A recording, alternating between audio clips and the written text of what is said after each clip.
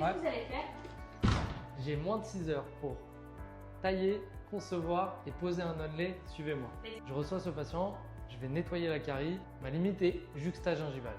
Donc pour faire la remontée de marge, je vais venir poser ma matrice sectorielle, je vais venir plugger mon coin de bois pour essayer d'avoir le moins de marge possible et ensuite je vais appliquer mon gel corps. Une fois que c'est fait, je vais particulièrement soigner mon côté distal et mésial au niveau de la limite. Pourquoi? Parce que l'herméticité de ma prothèse va dépendre de cette régularité.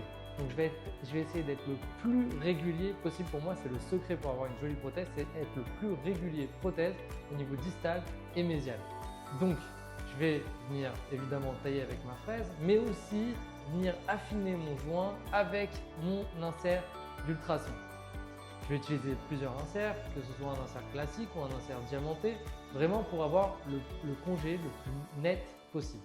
Ensuite, je prends mon empreinte numérique que j'envoie au prothésiste directement. Je vais voir la prothésiste et on va concevoir ensemble la prothèse.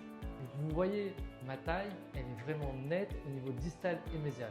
Il est vrai que le concavité, on aurait pu améliorer la netteté, mais le plus important pour moi pour avoir une prothèse qui est hermétique et donc avoir le moins de retour de carie possible puisque c'est hermétique, ça va être vraiment ce joint distal mésial. Une fois que c'est fait, vous designez l'onlay numérique, on va tout simplement usiner. Chez nous, on a une Roland DWX42 pour l'humide. Cette prothèse a été réalisée en disilicate de chez As, qui est d'une super qualité. Et une fois qu'il est cuit, maquillé, la prothésiste me l'amène. Je reçois le patient à 18 h et on va venir poser cet onlay. Lors de l'essayage, vous devez remarquer à quel point il n'y a aucun jour. Il faut que ça soit propre, hermétique. Donc pour coller la céramique, on prépare la pièce en disilicate et pour ma part, je vais venir placer toujours les mêmes étapes, acide orthophosphérique, adhésif et puis on colle. On applique une pression avant de retirer le gros des excès et ensuite, je vais venir polymériser pendant 3 secondes en mode turbo.